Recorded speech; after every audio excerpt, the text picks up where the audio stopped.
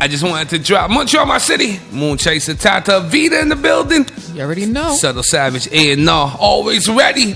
Tata, the Bohemian Princess. Now this morning, you know we like to do new music, feature Montreal artists. You know how we do things. The mighty CKT 90.3 FM.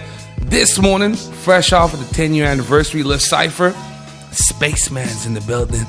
Let me tell you something, boy. This guy can really write. Spaceman Dela, Tata. Yeah. The pen's heavy. Yeah. Lyricist. I don't know what he names his pen. Kendrick names his pen Gloria. I don't know what Spaceman names his pen. Are we gonna get a freestyle? Are we gonna get a freestyle? We gotta start doing the 5 beats. We gotta start doing like swing. In the new year. He'll come back with the little tiny desk. But he's a Canadian artist, independent hip hop artist out of Montreal. Family musician, so he kind of cheated his way into this. No, but he's really good. But even if you come from family musicians, the pen is the pen. Like, everybody can't just write the way you write. Your lyrics are strong.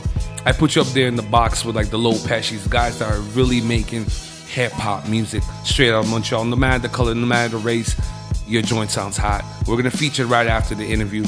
But Montreal, my city. Spaceman Dela. How you doing, King? Respect. I'm feeling good. Thank you for having me in this beautiful temple. Welcome. I like how you said temple. Yeah. No, shout out to DG Kicks, man. Shout out. You know how to do things, man. No one's ever called it a temple before, man. I like the feeling. So real quick, before we get into all the festivities of the interview, how did you enjoy your experience at Lil Cypher 10-year anniversary? You're up there on stage. You're doing what you do. Hard bars. What was the experience like for you being up on that platform? Man, it was such a blessing. It's crazy to think back to like 2017 when I was stepping into the Blurry, the Bar Avenue, like the underground spot there. Yeah.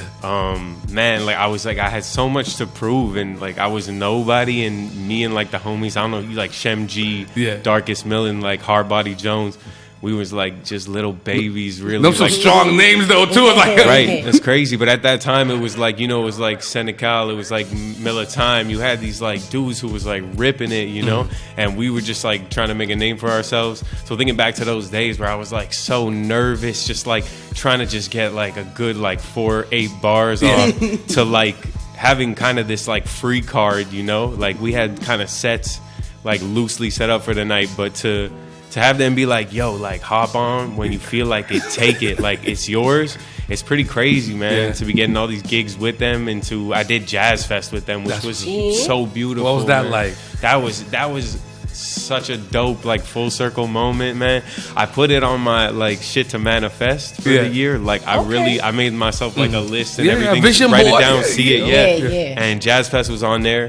Obviously, it's like they say, like, it's not exactly in the way you picture that it's gonna happen. Like, I wanted to do my own set, but in a sense, this was even better because I didn't have to prepare nothing. It was fully improvised. Like, I didn't have to rehearse. Show up. Yeah, I didn't have to rehearse with a band and like worry about like doing everything perfectly. Like, literally, it's just like you're playing with the dopest musicians. Like, everyone there is like straight up killers on stage. And when you get into those like spaces of synergy and the magic starts happening, it's like, man, it's just a dream, So yeah, the 10-year was crazy, man. It was intense. I won't even lie. Like, it was like a lot of people, a lot of energy. You like 40 plus artists on and off stage, and then backstage, like backstage must have been nuts. Backstage must have been nuts. Yeah, Vida went out there. I wasn't able to make it, unfortunately, but it looked crazy. The crowd looked. It was crazy. I was smudging motherfuckers backstage. I had like the Palo Santo. Like, I was like saging shit. I was like, okay, let's. You saging backstage? Let's ground this shit because this is crazy. That's right. You're speaking the Dr. Strength. Yeah, right. Okay, listen, let's just point out that he has a nose ring. And he also has a certain phase of the moon tatted on his hand. I do. Because I know. All the samples. I got the moon right here. You know who's tapped in. Like, you don't even know. Be the tapped in. So, Spaceman, you come from a colorful family of musicians, and it seems like that influence shaped your early sound, right? So how would you say those diverse musical influences impact the way you create and perform today?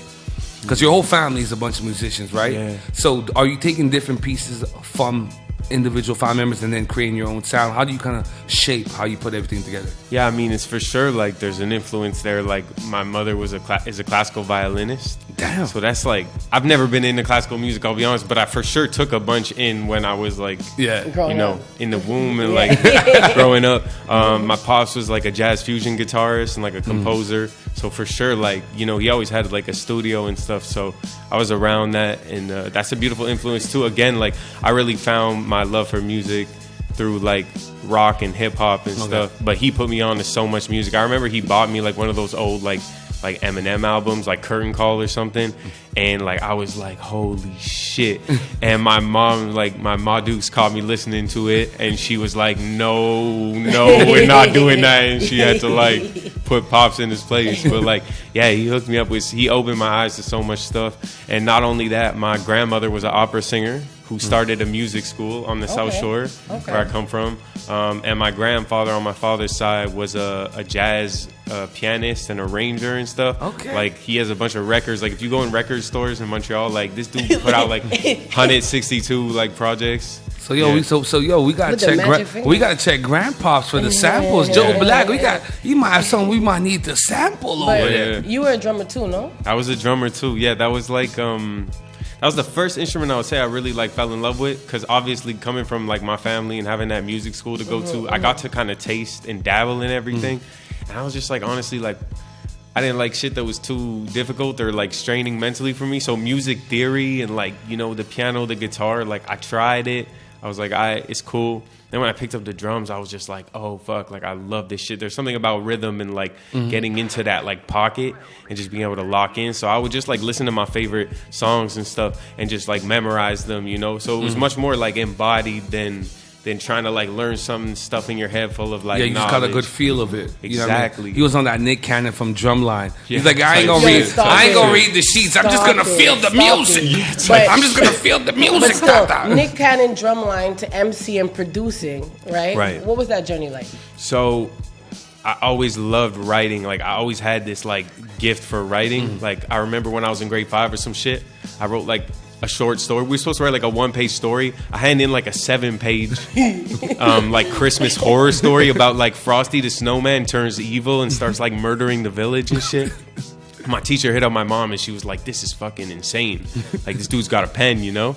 So not only that, I remember when we did like poetry for the first time in English class in elementary school, and I was just like, yo, box, fox, socks, like doc, you know, like, and I was just like ripping, and I was like, I get this shit. This makes so much sense to me. When words rhyme, it like creates this spell, you know, and it gets you like entranced. So I was like playing drums. I was in like a band with some of my older cousins and stuff, and then I'm at like the auditions for the talent show at my high school, and these two dudes walk on stage, these two light-skinned brothers, and they do a fucking R&B hook, rap versus track, and I was like, yo, this is hot. I was like, yo, so I knew the little brother a little bit, like he was the grade younger than me, and I was like, bro, like, what the fuck's going on there? And he was like, yo, my pops is a musician. I was like, no way, me too. He was like, we cook up in our basement. His older brother was singing, and like all the girls in the school were crazy about him. His name's Chad, like Chad and Chase Wave. I don't know if you know them, but Chase is out in LA doing some like big things. Yeah. And Chad works at a barbershop, and he's got like, yeah, he's killing it. But yeah, I love the origin story though. Yeah. You know what I'm still on though? I'm still on what you said before. Tell me. When you're talking about, he said, tell me. Come on, Lil. Okay.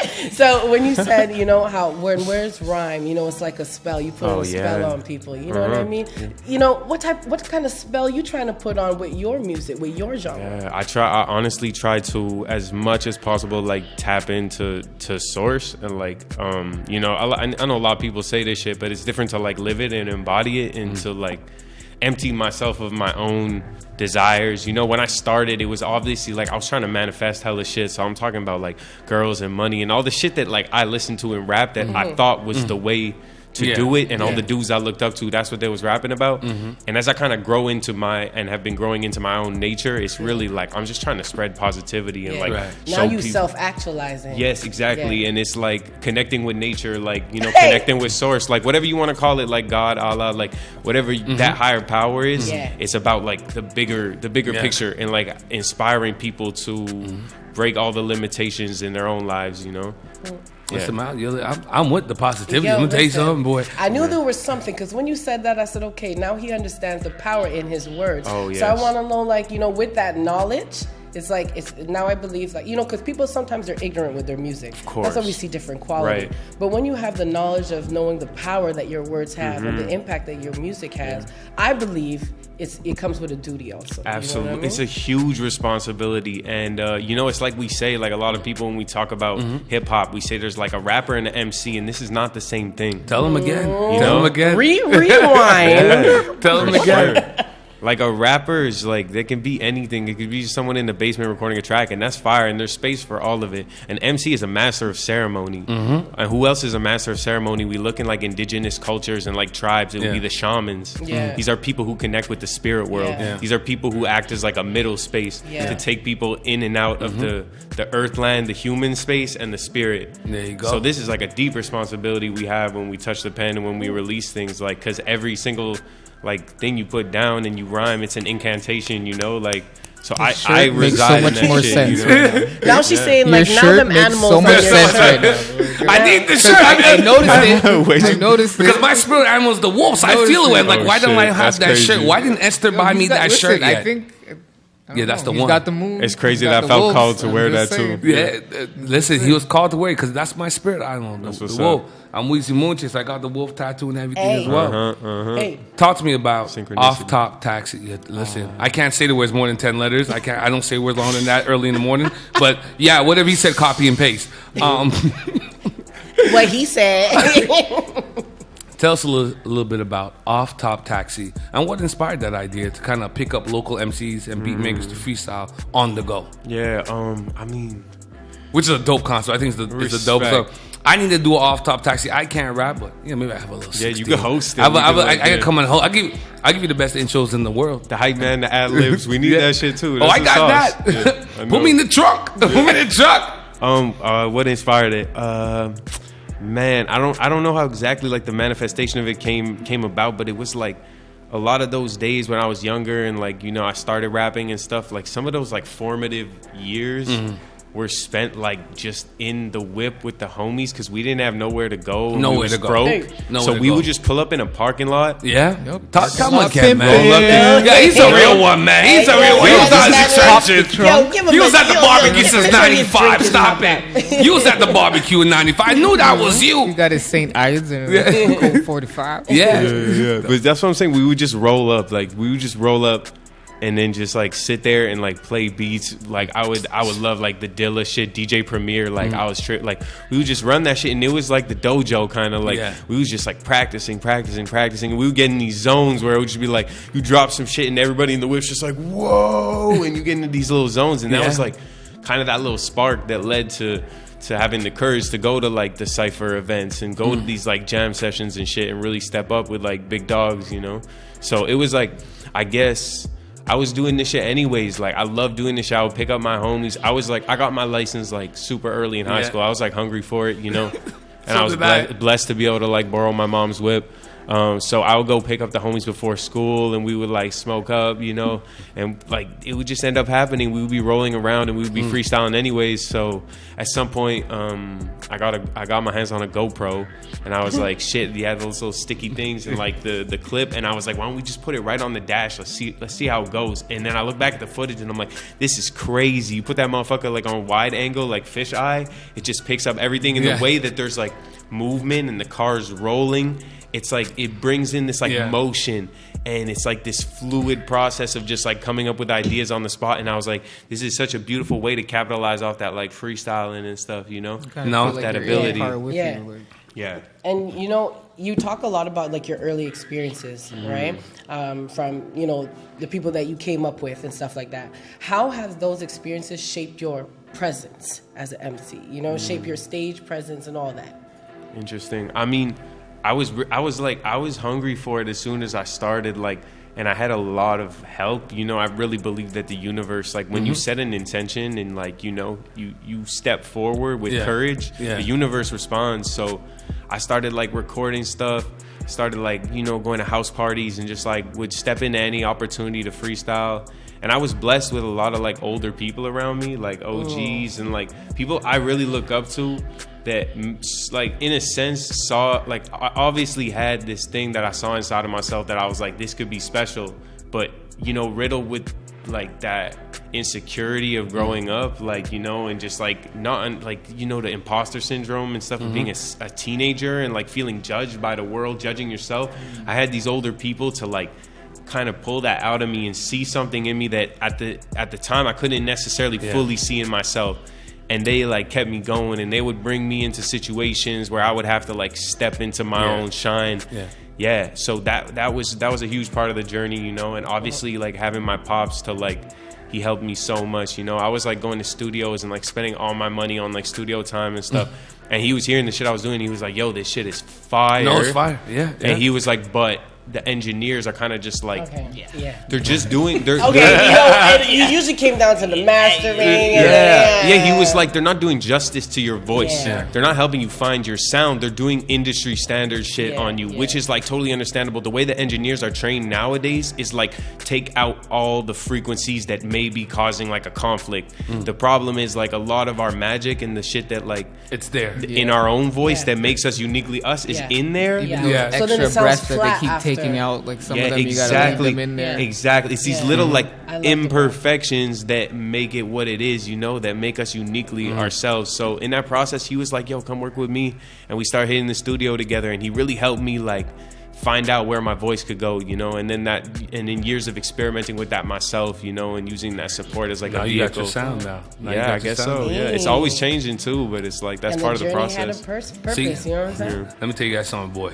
The boy deep, man. Spaceman Dela. You know what I mean? Now we understand. He's on the Wheezy spaceship because you know Wheezy Tata, he's doing positive music. You're jumping on the track. You're jumping on the track. You're doing positive music. Always got doing positive music. Tata can rap, you know. She can play but piano no, I too. totally understand you when you talk about your voice, because even in the studio, I had to like play with the ranges, understand like, you know, because sometimes when you're making a track, I'll be lying down on my back, and I'll notice that my voice, I can hit different ranges, right? So it's like, yo, I don't. And when you were talking about that, I'm just recalling the days, and then Vita put She want to get back. She want to get back in the studio, man. She need a Spaceman collab, though, man. Positive music. So for those listening, you're obviously a very insightful human being. You know, you're connected to nature. You're in tune.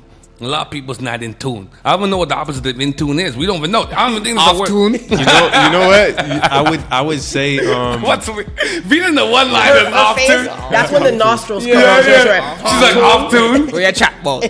But people are hearing you talk. You're obviously very smart. What's the next music they can expect from you? Is there an EP coming out? And let the people know also where they can take in your music. We're going to play a few of your songs after this interview, but where can they take in your music, and what's next for you musically? Absolutely. Okay, so I just dropped this EP, Projections and Reflections. It's a 6-track EP. It was really cool. It was like me stepping into this, like we were just talking about. It was me stepping into this vulnerable space of getting really comfortable with my vocals and with like improvising on my tracks. There's even some of my own production in there, which is one of the first times that, like, I've been making beats for a while, but it's one of the first times I felt comfortable to actually develop and like put out stuff with my own production on it. And I had help from some homies and stuff. So, like, thank God for that. That's where we at right now. Obviously, you can find it Spaceman Dela, like everywhere. SpacemanDela.com, @SpacemanDela. It's like I got all the tags and shit. It's just Spaceman Dela. Yeah, it's just that. Spaceman Dela. Next Spaceman things Dela. is like Moon Chaser. Yeah, man. you know, Stargazer. Yeah, man. You know. He hosts mixtapes too, you know. That's how he started. Yeah. As for what's next, man, the next shit I'm working on, I have to say, sounds like very different from the shit I just dropped. That's okay. You know, maybe except for the last track on the project, Shine. That's like a little more like touching on the new stuff. But I'm kind of going back to my really like rappy roots, like really like barring out, but with like a newer expanded exploration of like tone and like using my voice in new ways. Okay, so you experimenting for you're trying to see how far you can go, and then sometimes it might take you to a place that you never even foreseen. Because I was looking at something, I was watching a video the other day, and this guy, I watched that neuroscience physicist, Neil, whatever, I forgot, the black guy. That's everybody knows who he is. And he was talking about the time he was with Stephen Hawking, and he asked him something, and Stephen Hawking, he responds to me, he goes, "You can't think of everything." And I've been stuck on that because, you know, Einstein never thought about the black hole, and Einstein is viewed as one of the greatest minds of all times. Yeah. But you can't think of everything. Yeah, you know what? And I would add to that, on my path where I'm at right now is like there's so much wisdom in our bodies. Like there's so much wisdom in our bodies. There is deep like connected ancestral wisdom in our bodies. A lot of us use thinking as a vehicle to bypass feeling into like all the shit that's going on. Why you leave? Could you sit up straight on the show, please? What did you? Stop leaving on the show. What did you study? What did you study in school? I studied. This has nothing to do with school. I studied business management and It's marketing. crazy This is all real life What you're shit. talking about is embodiment. Yes. You know what I mean? And it's Absolutely. like Don't get us started. Don't get us started. Don't get me started, but it's facts. No, you're a real one, man. Yeah. Black Bottle Conversation. Yeah. You need the hour sit down with Moon Chaser. Yeah. That's what you He's need. invited to the cookout. He's been coming since 95. I told you I've been here before. He Don't been worry. I've seen him. I told you I seen him. If I was blind, I would think. You know, Vita's like, if I was blind. Listen, this is a great interview. We've interviewed a lot of rappers, a lot of celebrity rappers. This is one of the best interviews I've ever had in my life. Yeah. I've interviewed Damn. thousands of people. This is one of the most insightful conversations I've ever had. Nose ring. We What appreciate exactly is your you. nose? Montreal, my city. Make sure you log in, tune into Spaceman Dela. He owns all the tags. We're going to play some music from Spaceman right now. It's the mighty CKT 90.3 FM. Moon Chaser, Tata, V in the building, Subtle Savage, Get DJ it. Cakes. You know how we doing things.